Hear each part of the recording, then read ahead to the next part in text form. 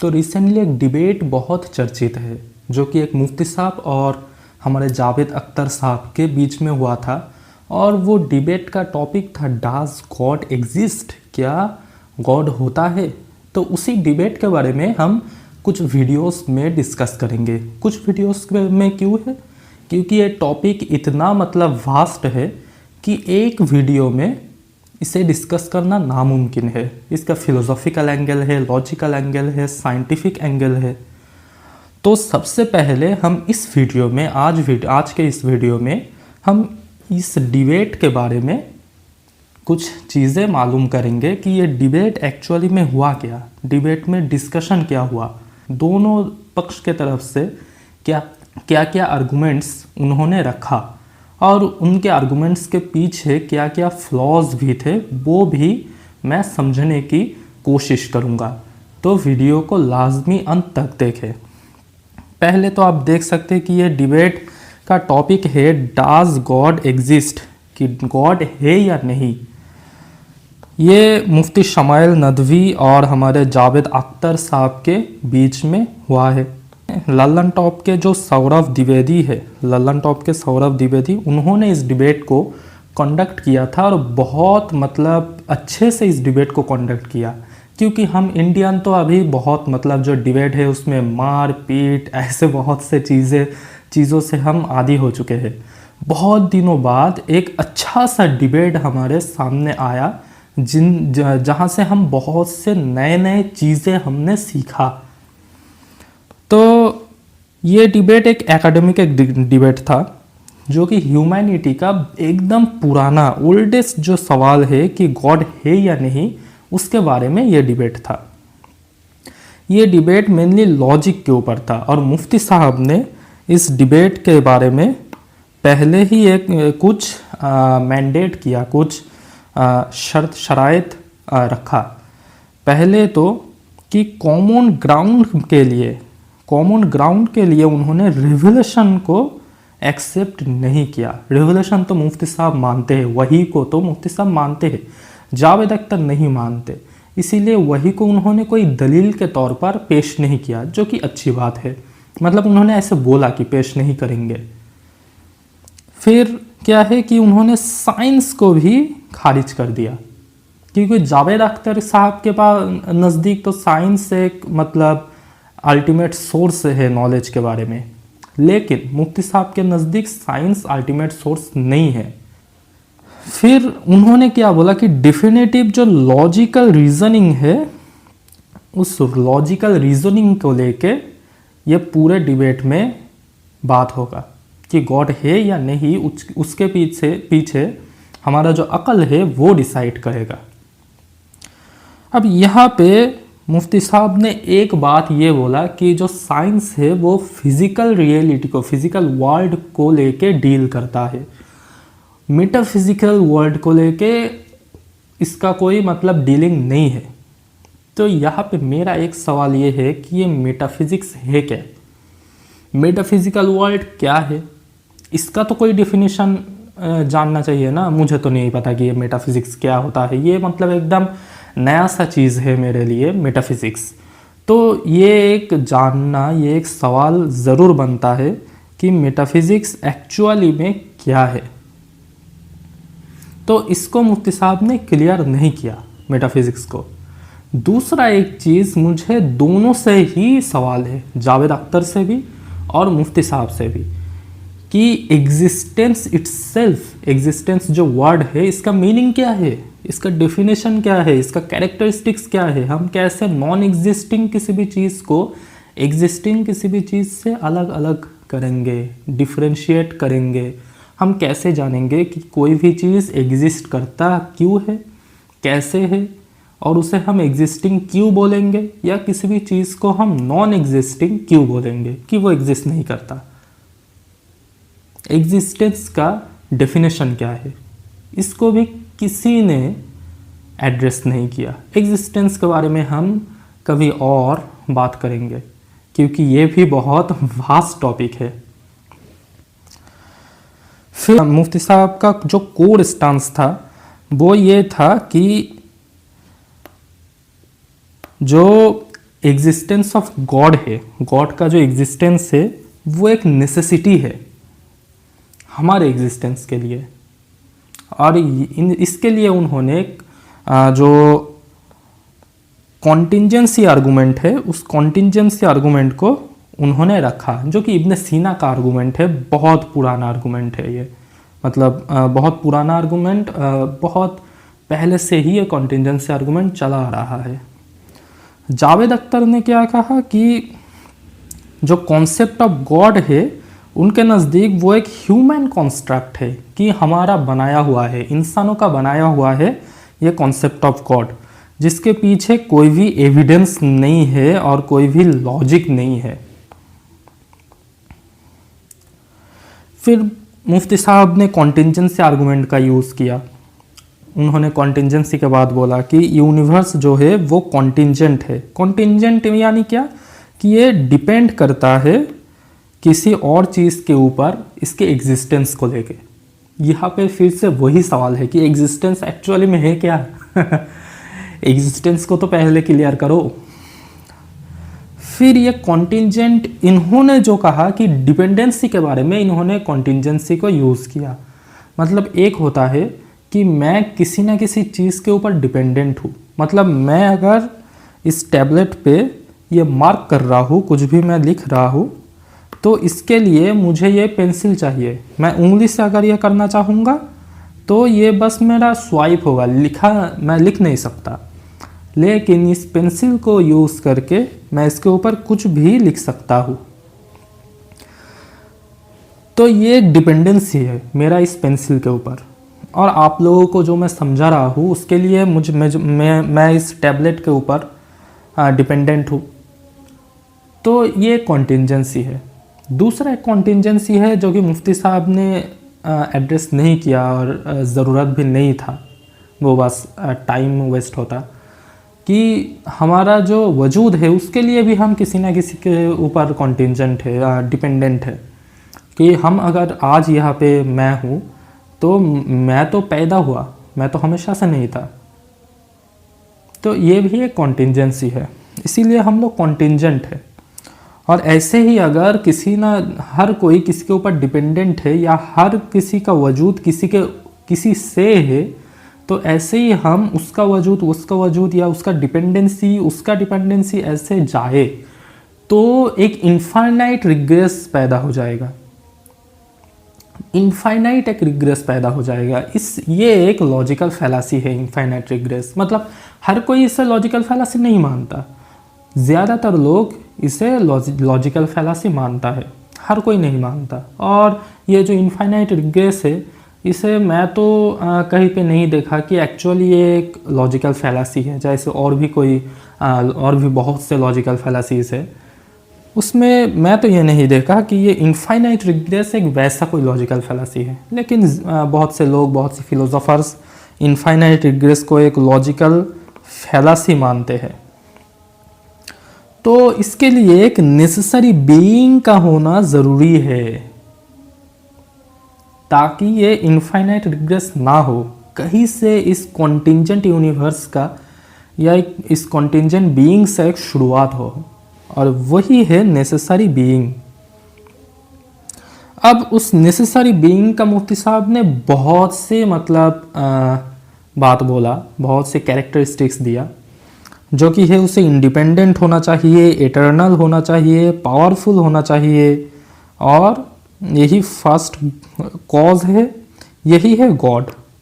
अब ये जो चीज़ है ना, ये मतलब मेरा समझ में नहीं आया कि हाँ, पहले तो नेसेसरी बीइंग तक तो लॉजिकल है, फिर इसे इंडिपेंडेंट होना चाहिए, इटर्नल होना चाहिए, पावरफुल होना चाहिए। इसके पीछे का लॉजिक क्या है, ये मुझे ज़रा समझ में नहीं आया। अगर आप में से किसी को इन चीज़ों के बारे में समझ में आया कि इसके पीछे का लॉजिक क्या है, तो लाजमी नीचे कमेंट करके ज़रूर बताना। अब उन्होंने एक बॉल का एक मेटाफोर यूज़ किया कि अगर आपको एक सुनसान टापू में, एक सुनसान आइलैंड पे एक बॉल मिल जाए, तो आपके दिमाग में ज़रूर ये सवाल आएगा कि ये बॉल कहाँ से आया। और ऐसे ही इस बॉल को अगर बड़ा करते करते यूनिवर्स के समान पहुंच गए तो सवाल ये आएगा कि ये यूनिवर्स कहाँ से आया। अब यहाँ पे एक चीज़ है कि उन्होंने यूनिवर्स को मतलब किस चीज़ को यूनिवर्स मान रहे हैं, मतलब यूनिवर्स का भी उन्होंने कोई डेफिनेशन नहीं दिया। दोनों ने ही यूनिवर्स का भी कोई डेफिनेशन नहीं दिया। पहले तो मुफ्ती साहब ने 3 चीज़ों का डेफिनेशन नहीं दिया। मेटाफिज़िक्स का कोई डेफिनेशन नहीं दिया, यूनिवर्स का कोई डेफिनेशन नहीं दिया और एग्जिस्टेंस का कोई डेफिनेशन नहीं दिया। और जावेद अख्तर साहब ने भी यूनिवर्स का कोई डेफिनेशन नहीं दिया और एग्जिस्टेंस का कोई डेफिनेशन नहीं दिया, जो कि ज़रूरी है। क्योंकि अगर हम इसके जो टाइटल है उसमें अगर गौर करें तो टाइटल तो ये क्वेश्चन है डज गॉड एग्जिस्ट, तो हमें तो पहले एग्जिस्टेंस को समझना चाहिए। एग्जिस्टेंस का जो माने है, जो मीनिंग है, वो हर किसी के लिए अलग अलग हो सकता है, तो उनके लिए गॉड का भी मीनिंग अलग अलग हो जाएगा इसलिए एग्जिस्टेंस को क्लियर करना ज़रूरी था। खैर, फिर जावेद अख्तर साहब ने कुछ हिस्टोरिकल और ह्यूमन आर्गूमेंट दिया, अपने कॉमन सेंस को यूज़ करके बहुत से कुछ बोला। अब उन्होंने यहाँ पे एक फैलासी कर दिया था कि मतलब उन्होंने यहाँ पे एक गलती कर दिया था कि उन्होंने बोला कि आइलैंड को मुफ्ती साहब ने फॉर ग्रांटेड ले लिया, जैसे हम गैलेक्सीज को फॉर ग्रांटेड लेते हैं विदाउट एनी क्वेश्चन, जो कि एकदम गलत है। गैलेक्सीज को हम फॉर ग्रांटेड नहीं लेते, कोई भी फॉर ग्रांटेड नहीं लेता। आइलैंड को भी मुफ्ती साहब ने फॉर ग्रांटेड नहीं लिया, उन्होंने बस समझने के लिए, आसानी के लिए उन्होंने बॉल का जो मेटाफोर है उसको यूज़ किया। और गैलेक्सीज को भी कोई भी फॉर ग्रांटेड नहीं लेता, यूनिवर्स को भी कोई भी फॉर ग्रांटेड नहीं लेता। अगर लेता तो big bang theory, big bounce theory, big crunch, ये सब थ्योरी जो कि जिसके ऊपर वीडियो मेरे चैनल पे पड़े हुए हैं, तो वो क्यों, वो उनके पीछे दिमाग यूज़ करने का, उनके पीछे सोचने का क्या मतलब तुक बनता अगर हम यूनिवर्स को फॉर ग्रांटेड ले लेते। नहीं लेता, कोई भी किसी भी चीज़ को फॉर ग्रांटेड नहीं लेता। हाँ, ये एक चीज़ है कि मुफ्ती साहब ने गॉड को फॉर ग्रांटेड ज़रूर लेता है कि यार गॉड तो है, कुछ भी हो जाए फिर क्या है जी कि उन्होंने क्या मस्त चीज़ बोला जावेद अख्तर साहब ने कि जो गॉड है वो एक ह्यूमन इन्वेंशन है। और हिस्ट्री में उन्होंने रा था, जुपिटर था, तो ऐसे ही मतलब जो ग्रीक्स थे वो कुछ गॉड्स को मानते थे, जो नॉर्डिक लोग थे वो भी बहुत से गॉड्स को मानते थे। तो वैसे ही आज भी हम गॉड्स को मानते हैं। हाँ, उनसे डिफरेंट ज़रूर है लेकिन मानते तो है। तो उन्होंने ये बोला कि गॉड्स जो है वो एक्चुअली मॉर्टल है, वो एक्चुअली समय के साथ साथ मर जाता है या चेंज हो जाता है, उसका जो डेफिनेशन है। हम ये अब्राहमिक रिलीजन में भी देख सकते हैं कि जब हम बाइबल को पढ़ते हैं तो हम देखते हैं कि गॉड पहले कुछ था, मतलब एक गॉड का भी एक इवॉल्व हुआ है गॉड। इसके ऊपर एक अच्छा सा किताब है कैरेन आर्मस्ट्रांग का, द हिस्ट्री ऑफ गॉड बोल के। उसमें उन्होंने गॉड का जो इवोल्यूशन है, कैसे युगों में अलग अलग से गॉड का कॉन्सेप्ट आया और वो मतलब धीरे धीरे मतलब बेटर हुआ गॉड का कॉन्सेप्ट या वर्स्ट हुआ, वैसे आप अपने हिसाब से देख सकते हैं। तो ये एक इंटरेस्टिंग सा चीज़ है। दूसरा चीज़ इन्होंने डिस्कस किया जो कि है फेथ और रीज़न को लेके। एविडेंस, लॉजिक या प्रूफ के बगैर मानने को हम फेथ बोलते हैं। जावेद अख्तर साहब ने ये बोला। यहाँ पे एक चीज़ प्रॉब्लमेटिक है, मतलब मुझे लगा कि यार फेथ का ये वाला डेफिनेशन आपको कहाँ से मिला? मुझे तो नहीं मिला कहीं भी। फेथ का ये वाला डेफिनेशन कहाँ से मिल गया आपको? यहाँ पे मुफ्ती साहब ने क्या बोला कि एक होता है ब्लाइंड फेथ, एक होता है एपिस्टेमोलॉजिकल फेथ, जहाँ पे हम लॉजिक और एविडेंस को देखते हैं। तो ब्लाइंड फेथ को मुफ्ती साहब ने क्या बोला कि हम तो इसे खारिज कर देते हैं, हम एपिस्टेमोलॉजिकल फेथ को मानते हैं ज़रूर। अब कितना, वो तो इस वीडियो में बात नहीं हो सकता। क्यों? क्योंकि पहले ही मुफ्ती साहब ने बम फोड़ दिया कि किसी भी रिलीजियन के बारे में ये डिबेट नहीं है। मतलब पहले ही जो एंकर थे सौरभ द्विवेदी, उन्होंने बोल दिया था कि कोई एक खास करके एक रिलीजियन के बारे में ये डिबेट नहीं होने वाला। गॉड को लेकर जो आर्गुमेंट्स है वो इररिफ्यूटेबल लॉजिक पर खड़ा हुआ है। इररिफ्यूटेबल लॉजिक को बेस करके उन्होंने वो आर्गुमेंट्स गॉड पे रखते हैं और फिर जाके उन्होंने गॉड पे ईमान लाते हैं। जावेद अख्तर साहब के नज़दीक क्या है कि कोई भी रीज़न के खिलाफ किसी भी चीज़ को मानना वो एक स्टूपिडिटी है। फिर उन्होंने द प्रॉब्लम ऑफ एविल के बारे में और सफरिंग के बारे में बात किया। अब मुफ्ती साहब के नज़दीक जो एविल है, जो गलत चीज़ें हैं, वो इसलिए एग्जिस्ट करता है ताकि हम जस्टिस को लेके अकाउंटेबल हो।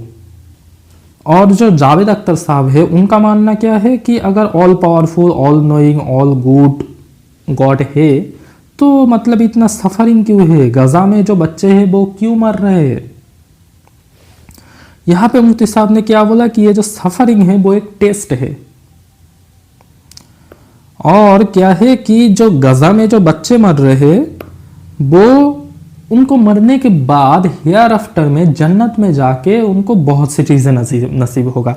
यहाँ पे आते हैं असल प्रॉब्लम। यहाँ पे चोर अपने लंगोट छोड़ जाता है कि पहले पॉइंट, अगर ये टेस्ट है, आपको कैसे मालूम चला कि ये टेस्ट है? कहाँ से? आपने तो बोला था कोई भी रेवोल्यूशन के बारे में बात नहीं होगा।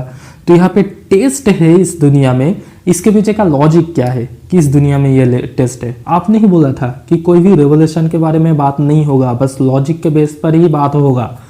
तो दुनिया में इन बच्चों को टेस्ट लिया जा रहा है, ये कैसे? दूसरा चीज, अगर एक एग्जाम हॉल में टेस्ट चल रहा है, एग्जाम चल रहा है, तो हम क्या किसी को आंसर बोलेंगे? हम क्या किसी को बोलेंगे तू गलत आंसर कर रहा है, तू गलत जवाब लिख रहा है? नहीं ना। तो यहाँ पे हम फिर किसी को भी अकाउंटेबिलिटी नहीं दे सकते क्योंकि ये टेस्ट है। अगर कोई भी आदमी मुझे अगर कत्ल कर दे तो उसे कोई भी सज़ा नहीं हम दे सकते क्योंकि वो उसका टेस्ट है। वो तो अपने टेस्ट में गलत जवाब लिख रहा है, हम उन्हें उसे टोक नहीं सकते कि तू गलत जवाब दिया। आइंस्टाइन जो कि फ्री विल पे नहीं मानते थे, अब इसके बारे में तो दूसरे वीडियो का एक चीज़ था, लेकिन यहाँ पे डिस्कस करना लाजमी बनता है। आइंस्टाइन फ्री विल पे नहीं मानते थे, फिर भी उनसे जब ये पूछा गया कि जो एक मर्डरर है वो तो फिर फ्री विल पे ये काम नहीं कर रहा, आइंस्टाइन ने क्या बोला कि फिर भी मैं चाहूँगा कि वो जेल पे ही रहे। ये एक चीज़ है। लेकिन आप जो बोल रहा है कि ये एक टेस्ट है, तो फिर हम तो उसे कुछ भी नहीं बोल सकते। किसी को कुछ भी करना चाहे, कोई कुछ भी करे, उसका मर्जी, हम तो कुछ भी नहीं बोल सकते। तो जो टेस्ट है यहाँ पे आके आप फंस जाएंगे मुफ्ती साहब। ये एक इलॉजिकल बात है, इसके पीछे का कोई लॉजिक नहीं है। रेवोल्यूशन ज़रूर है कि इस्लाम में कहा जाता है कि ये एक टेस्ट है, दूसरे धर्म में क्या कहा जाता है, हिंदू धर्म में क्या कहा जाता है कि ये एक टेस्ट है, यहूदी धर्म में क्या कहा जाता है कि ये एक टेस्ट है, क्रिश्चियनिटी में क्या कहा जाता है कि ये एक टेस्ट है? नहीं ना। तो फिर आप एक रेवोल्यूशन को बीच में आप घुसर दिया। फिर क्या बोला कि हेयर आफ्टर में, मरने के बाद उनको जन्नत नसीब होगा। तो फिर नेतन्याहू तो ऐसे बोलेगा कि यार मैं अल्लाह का काम कर रहा हूँ। नेतन्याहू क्या बोलेगा कि मैं अल्लाह का काम कर रहा हूँ कि इन बच्चों को मैं जहन्नम से लेके जन्नत में पहुंचाने के काम कर रहा हूँ। ये बच्चे अगर यहाँ पे मतलब गजा में बहुत अच्छा मतलब एनवायरनमेंट होता तो शायद ये बच्चे गलत काम करके जहन्नम में चले जाते। लेकिन मैं बम फेंक के इनको मार के इनको जन्नत में जाने का एक रास्ता बना रहा हूँ, तो मैं तो अल्लाह का काम कर रहा हूँ। अब इसका क्या जवाब होगा मुफ्ती साहब? अब इन्होंने क्या बोला कि ह्यूमन फ्री विल को मिसयूज करना है एविल। हाँ, ये तो जरूर है कि फ्री विल को मिसयूज करना ही एविल है। फिर जावेद साहब ने बोला कि जो टेस्ट है ये क्रूएल एक चीज है, जो टेस्ट वाला जो आर्गुमेंट है, क्योंकि ये इनोसेंस जो है उनका जो सफरिंग है उसको भी जस्टिफाई करता है। जो लोग इनोसेंट है, गजा में जो बच्चे मर रहे हैं वो लोग तो इनोसेंट है ना, तो उनका वो जो सफरिंग है उसको जस्टिफाई कर रहे हैं आप। नेतन्याहू को जस्टिफाई कर रहे हैं, इजराइल को जस्टिफाई कर रहे हैं। आप टेस्ट बोल के डायरेक्टली, इनडायरेक्टली नहीं, डायरेक्टली आप इजराइल को सपोर्ट कर रहे हैं। इस चीज़ को दिमाग में रखना, ध्यान में रखना। फिर हमारे टॉपिक आता है द फाउंडेशन ऑफ मोरालिटी, कि मोरालिटी जो है उसका फाउंडेशन क्या है। हम इस दुनिया में या इस सोसाइटी में जो चलते हैं, हम जो मोरल ग्राउंड पे चलते हैं, कौन सा चीज़ सही है, कौन सा चीज़ गलत है, इसको लेके हम जो डिसीशंस लेते हैं उसका फाउंडेशन के बारे में बात करते हैं। जावेद अख्तर साहब एकदम सिंपल सा यहाँ पे बोलता है कि जो सोशल कॉन्सेंसस है वही है मोरालिटी, कि जस्टिस एक ह्यूमन कॉन्सेप्ट है, ये नेचर में नहीं होता। कि अगर कोई शेर एक हिरन को खा जाते हैं तो उसका कोई सज़ा नहीं होता, तो जस्टिस तो नेचर में नहीं है, हम इंसानों ने ही जस्टिस को बना लिया। ह्यूमंस, हम लोग इन बहुत से मोरल रूल्स को बनाए ताकि एक सोसाइटी में एक साथ रहने में आसानी हो, इसलिए हमने इन रूल्स को बनाए। Justice is a human concept, nature has no need for justice. फिर मुफ्ती साहब ने क्या बोला कि जो मोरालिटी है वो उसे एक डिवाइन एंकर का ज़रूरत है। अब पहले तो एक चीज़ है कि मुफ्ती साहब ने पहले बोला कि लॉजिक पे बात होगा, रेवोल्यूशन पे बात नहीं होगा। फिर जाके उन्होंने ये बोला कि मोरालिटी को डिवाइन एंकर का ज़रूरत है, कि without God there is no objective standard for good and evil. हाँ, तो ये तो ज़रूर है। और ऑब्जेक्टिव स्टैंडर्ड का ज़रूरत ही क्या है? मतलब 1000 साल पहले या 100 साल पहले जो चीज़ सही था आज वो गलत भी हो सकता है, या किसी के लिए जो चीज़ सही है किसी और के लिए वो चीज़ गलत हो सकता है। मसलन मेरा इतना फिनेंशियल कंडीशन अच्छा हो कि मैं वेज खाना अफोर्ड कर सकूं, तो फिर नॉन वेज खाना ये तो मेरे लिए अच्छा नहीं है, ये तो ठीक नहीं होगा। वही दूसरी तरह मैं वेज खाना अफोर्ड नहीं कर सकता, 100 रुपये का नॉन वेज खाने में जो प्रोटीन या जो दूसरे जो इम्पोर्टेंट चीज़ है हमारे शरीर के लिए वो जितना मिलता है, वो उसके लिए हमें कम से कम 250 से 300 रुपये का वेज खाना चाहिए। तो मैं तो अफोर्ड नहीं कर सकता हर रोज़, तो मेरे लिए नॉन वेज यानी अंडा या थोड़ा चिकन मीट ये सारे चीज़ ही एक ऑप्शन है, तो मेरे लिए वो गलत नहीं है। लेकिन जो लोग अफोर्ड कर सकते हैं उनके लिए ये खाना ज़रूर गलत है। तो आप ये जो ऑब्जेक्टिव स्टैंडर्ड के बात कर रहे हैं इसका भी कोई तुक नहीं बनता। अब हम कुछ आर्गुमेंट्स के बारे में देख लेते हैं कि पहला तो है infinite regress and the universe. Infinite regress के बारे में हम पहले ही बोल चुके हैं। जावेद अख्तर साहब का कहना है कि हम किस इस चेन को गॉड पे एंड करें, हम उससे एक स्टेप आगे एंड कर सकते हैं कि ये जो यूनिवर्स है यही एग्जिस्ट करता था हमेशा के लिए। मुफ्ती साहब ने क्या बोला कि जो यूनिवर्स है ये टाइम एंड स्पेस से बाउंड है, और यही जो चीज है यही चीज इसको कॉन्टिंजेंट बनाता है यूनिवर्स को। तो इसका एक बिगिनिंग जरूर होना चाहिए, और यही बिगिनिंग है एक इटर्नल गॉड जो कि टाइमलेस है, वही इसका बिगिनिंग है। और यहाँ पे दोनों आर्गुमेंट ही अपने आप पे सही है कि दोनों के दोनों यूनिवर्स को, ये जो यूनिवर्स है इस वर्ड को, इसको कैसे एक्सप्लेन करते हैं, इसका मीनिंग क्या है दोनों के नज़दीक। जावेद अख्तर साहब वो यूनिवर्स को क्या समझते हैं, मुफ्ती साहब वो यूनिवर्स को क्या समझते हैं। ये चीज़ किसी ने भी, दोनों के दोनों ने ही इस चीज़ को क्लियर नहीं किया। तो मैं क्या बोलूँ, मेरे नज़दीक तो मैं यूनिवर्स को अगर मतलब स्पेस और टाइम से बाउंड समझूँ कि जो बिग बैंग है उसके बाद ही तो स्पेस टाइम वजूद में आया, यूनिवर्स भी उसके बाद ही आया। ऐसे ही अगर समझूं तो मुफ्ती साहब का आर्गुमेंट तो सही लगता है। लेकिन जो जावेद अख्तर साहब है उनके नज़दीक अगर ऐसा हो कि यूनिवर्स जो है वो टाइम स्पेस से बाउंड नहीं है, मतलब पहले जहाँ से बिग बैंग हुआ वो जहाँ पे हुआ वही यूनिवर्स है। बिग बैंग जहाँ से जिस पॉइंट से शुरू हुआ वो पॉइंट जहाँ पे था वही यूनिवर्स है, वहाँ पे स्पेस या टाइम नहीं था। स्पेस या टाइम भी उसी पॉइंट पे बाउंड था, उसी पॉइंट पे मतलब एक साथ ही था। उसके बाद ही बिग बैंग के बाद ही स्पेस टाइम वजूद में आया। आप मेरे बिग बैंग वाले या जो और दूसरे वीडियोस है फिजिक्स ओडिसी का आप देख सकते हैं, मैं डिटेल्स के साथ उसको उसमें सारी चीज़ें डिस्कस कर चुका हूँ। तो जावेद अख्तर साहब का आर्गुमेंट सही है कि हम इस यूनिवर्स को ही एंड समझ मतलब स्टार्टिंग समझ सकते हैं। फिर ऑडियंस में से एक आदमी ने यह सवाल किया कि एक मर्सीफुल जो गॉड है वो गजा में जो बच्चे हैं उनको मरने कैसे दे सकते हैं। तो जो मुफ्ती साहब है उन्होंने बोला कि ये ह्यूमन फ्री विल का एक नतीजा है और गॉड जो है उनका जो विजडम है वो हमारे लिमिटेड व्यू से बियॉन्ड है, लिमिटेड व्यू से बाहर है।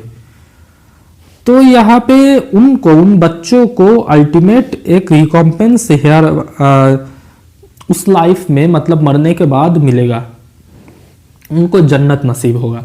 अब ये जो चीज़ है ये तो इस्लामिक एक मतलब आंसर हो गया, क्योंकि ये चीज़ इस्लाम में ही है, क्रिश्चियनिटी में भी नहीं है, ज्यूइस में भी नहीं, ज्यूइज्म में भी नहीं है, हिंदुइज्म में तो और भी दूसरे बहुत सी कॉन्सेप्ट्स है, बुद्धिज्म में बहुत सी कॉन्सेप्ट्स है, जैनिज्म में बहुत सी कॉन्सेप्ट्स है। तो ये जो हेयर आफ्टर का जो कॉन्सेप्ट है ये एकदम मतलब खास करके इस्लामिक कॉन्सेप्ट है, मतलब जिस सेंस में मुफ्ती साहब ने बोला। और उन्होंने डॉक्टर के इंजेक्शन के साथ इसको कंपेयर कर दिया कि डॉक्टर जब हमें इंजेक्शन देता है तो हमें तो बहुत चुभता है, बहुत लगता है, लेकिन असल में ये हमारे अल्टीमेट अच्छाई के लिए है। तो ये चीज़ मतलब मुझे समझ में नहीं आया कि गॉड कि जो डॉक्टर है वो क्या बस यूं ही मैं सोया हुआ हूँ और किसी डॉक्टर आके मेरे इंजेक्शन गुजर दिया, ऐसा नहीं होता ना। तो ये अल्टीमेट गुड के बारे में कैसे है? जब हमारे अंदर कोई प्रॉब्लम होता है, हम किसी मेडिकल कंडीशन से डायग्नोज होते हैं, तब तो हमें इंजेक्शन दिया जाता है। लेकिन अगर किसी बच्चे सोए हुए हैं और वो ना जागने की फुर्सत ही ना पाए, किसी बॉम्ब आके उसको उड़ा दे और हम बस बोलेंगे कि वो जन्नत में जाएगा, तो फिर नेतन्याहू बोलेगा कि मैं अल्लाह का काम कर रहा हूँ, इन बच्चों को मैं जन्नत भेज रहा हूँ, क्या ये दुनिया में क्या करेगा? जावेद अख्तर साहब ने क्या बोला कि ये जो चिल्ड्रन है इनका जो स्लॉटर है इसको टेस्ट बोलना, इंजेक्शन से मतलब मैं जो अभी बोला इंजेक्शन के साथ इसको तरजीह देना, और जस्टिफिकेशन ऑफ एट्रोसिटी है, यानी इजराइल को जस्टिफाई कर रहे हैं। यार सिंपल सा चीज़ है कि मुफ्ती साहब ये इस जगह पे इजराइल को ही जस्टिफाई कर रहे हैं। लास्ट में मुफ्ती साहब ने क्या बोला कि उनका जो कोर जो लॉजिकल आर्गूमेंट है, स्पेशली जो कॉन्टिंजेंसी आर्गूमेंट, वो अनरिफ्यूटेड रह गया। कि जो एथेइस्ट का जो पोजीशन है गॉड को लेके वो भी एक लॉजिकल प्रूफ नहीं देता। मतलब जो एथेइस्ट है, जो लोग बोलते हैं कि गॉड नहीं होता, उनके पास भी ये प्रूफ नहीं है कि गॉड नहीं है। इसको लेके जावेद अख्तर साहब ने एक चीज़ बोला जो रसेल स्पॉट वाला जो थ्योरी है, एग्जाम्पल है कि अगर हम बोले कि सूरज के इर्द गिर्द एक टी पॉट चक्कर लगा रहा है जिसे हम देख नहीं सकते, तो अगर मैं बोलूं कि ऐसा कुछ भी नहीं है, तो क्या आप जो दावा कर रहे हैं कि ऐसे एक टी पॉट है, आप क्या मुझे बोलेंगे कि तुम मुझे एविडेंस दो कि क्या ऐसे नहीं है? कल तो कोई बोलेगा कि हॉगवर्ट्स है, कोई बोलेगा कि एसगर्ड है, कोई बोलेगा फलाना है, ढिमकाना है। तो क्या तो ये जो तो अगर हम इस चीज़ को डिनाई करने को लॉजिकल प्रूफ मांगेंगे तो इसका कोई अंत नहीं होगा। कोई भी कुछ भी मतलब हैरी पॉटरिज्म बोल के कोई नया रिलीजियन आ जाएगा। अब यहाँ पे जावेद अख्तर का कहना क्या है कि जो बिलीफ है गॉड को लेके, जो बिलीफ है या उनके बात में, उनके शब्द में जो फेथ है वो चेंज होता है। हिस्टोरिकली एक कॉन्टिजेंट चीज है गॉड का जो आइडिया है, ये समय के साथ साथ चेंज होता है। और उन्होंने क्या बोला कि ये जो इनजस्टिस है ये फंडामेंटली एग्जिस्ट, मतलब गॉड का जो एग्जिस्टेंस है उसको कॉन्ट्रैडिक्ट करते हैं। वही जो आर्गुमेंट है कि अगर गॉड है, एक अच्छा गॉड है, एक गुड, एक भला गॉड है, तो इतना सफरिंग क्यों है। अब हम कुछ टर्मिनोलॉजीज को देख लेते हैं, कुछ कॉन्सेप्ट्स को देख लेते हैं जो कि इस पूरे डिबेट में जिनको डिस्कस किया गया। पहले तो है कॉन्टिंजेंसी आर्गुमेंट, जो कि है कि किसी भी चीज जो दूसरे के ऊपर डिपेंडेंट है वो तो कॉन्टिंजेंट है। और ऐसे ही अगर हम डिपेंडेंसी को देखेंगे तो एक इनफाइनाइट रिग्रेस पैदा होगा, इसीलिए एक नेसेसरी बीइंग का होना जरूरी है। और इनफाइनाइट रिग्रेस को तो मैंने बोल दिया। जावेद साहब ने प्रॉब्लम ऑफ एविल को यूज किया और ऑब्जेक्टिव मोरालिटी को उन्होंने यूज किया। मैंने भी बोला कि ये जो ऑब्जेक्टिव मोरालिटी है इसका भी ज़रूरत नहीं है, मतलब कोई भी बेसिस का ज़रूरत नहीं है। मेरे लिए जो अच्छा है वो आपके लिए अच्छा नहीं होगा, आपके लिए जो अच्छा है वो मेरे लिए बुरा हो सकता है। अब हम देखते हैं कि मुफ्ती साहब ने टोटल क्या क्या आर्गुमेंट्स यहाँ पे दिया। पहले तो दिया कि साइंस जो है वो गॉड का एग्जिस्टेंस को डिस्प्रूव या प्रूफ नहीं कर सकते। ये तो ज़रूर एक चीज़ है कि साइंस के पास वो मेजर्स नहीं है जिससे वो गॉड को प्रूफ कर सके या डिस्प्रूव कर सके। अब यहाँ पे एक चीज़ है कि डिस्प्रूफ करने की तो बाद में है, पहले जो है प्रूफ करना। तो वो हो सकता है कि अगर कोई गॉड हो तो मेरा तो ये मानना है कि साइंस एक समय पे आके उसे प्रूफ कर ही देगा। दूसरा उन्होंने बोला कि रिवोल्यूशन और रिलीजियस स्क्रिप्चर्स को उन्होंने वो नहीं डिस्कस करेंगे, लेकिन वो रिवोल्यूशंस और रिलीजियस स्क्रिप्चर्स के बारे में डिस्कस किया। मैं पहले ही बोल चुका हूं कि उन्होंने तो ये बोला था कि रिवोल्यूशंस को यूज नहीं करेंगे, लेकिन उन्होंने बहुत सी इस्लामिक थीम्स को उन्होंने इसमें यूज किया जो कि दूसरे रिलीजियंस में नहीं है, या है तो दूसरे किसी मतलब में है। ओनली वैलिड स्टैंडर्ड क्या होगा, वो है लॉजिकल रीजनिंग होगा जो कि उन्होंने बहुत से बार दोनों तरफ से ही बहुत से बार यूज नहीं किया गया, दोनों तरफ से ही बहुत सी मतलब गलती हुआ है।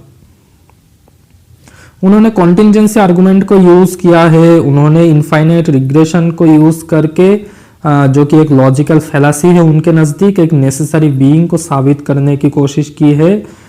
और उन्होंने प्रॉब्लम ऑफ एविल को कैसे एड्रेस किया कि जो एविल्स एग्जिस्टेंस है, बुराई का जो एग्जिस्टेंस है, वो मोरल ऑर्डर को और गॉड के एग्जिस्टेंस को सपोर्ट करते हैं।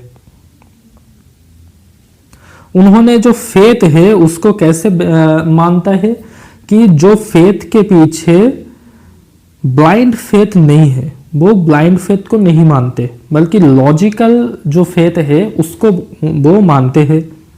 और जावेद साहब ने क्या क्या आर्गुमेंट्स दिए कि वो रिलीजियस जो क्लेम्स है उसके बारे में स्केप्टिकल है, वो हिस्टोरिकल जो वेरिएबिलिटी है, मतलब गॉड का जो कॉन्सेप्ट है इसको लेकर हिस्ट्री में जो डिफरेंट वर्जन्स आते हैं, और गॉड का जो कॉन्सेप्ट है इसका जो इवोल्यूशन है इसको भी उन्होंने थोड़ा सा डिस्कस भी किया।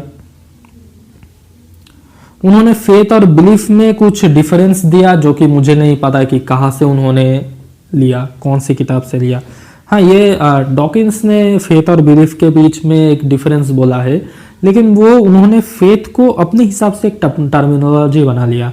ये लैंग्वेज में ऐसा कोई चीज़ नहीं है कि इंग्लिश लैंग्वेज के हिसाब से फेथ और बिलीफ दोनों सेम ही है, तो इस चीज़ को हम उतना मतलब डिस्कस नहीं कर सकते, क्योंकि डॉकिंस को कितने लोग जानते हैं या कितने लोग पढ़ते हैं। हाँ, बहुत से लोग जानते हैं, लेकिन हमारे यहाँ पे ज़्यादातर लोग तो उनको नहीं जानते। तो हम इस चीज़ को ब्लाइंड फेथ या जो मुफ्ती साहब ने बोला कि लॉजिकल फेथ, ऐसे ही हम बोल सकते हैं कि एक्चुअली जावेद अख्तर साहब फेथ को ब्लाइंड फेथ बोला और बिलीफ को लॉजिकल फेथ बोला। ऑब्जेक्टिव मोरालिटी, जो मोरालिटी का ग्राउंड जो कि गॉड पर बेस्ड है, उनको जावेद साहब ने क्रिटिक करते हैं और उन्होंने ये भी बोला कि जो सोशल कॉन्सेंसस है वो मोरालिटी को एक शेप देता है। अब ये दोनों ने ही ये जो थीम है, जो टॉपिक है, इसका जो कॉम्प्लेक्सिटी और सेंसिटिविटी है उसको समझा और एक लॉजिकल क्लैरिटी को माना कि इस चीज को समझने के लिए हमें लॉजिकल बेस जरूर चाहिए। तो बस वीडियो तो बहुत लंबा हो गया, उम्मीद करता हूँ कि वीडियो अच्छा लगा। फिर अगले वीडियो में हम इसी चीज को कुछ साइंटिफिक या फिलोसॉफिकल टर्म्स में या लॉजिकल कुछ टर्म्स में कुछ डिस्कस करेंगे।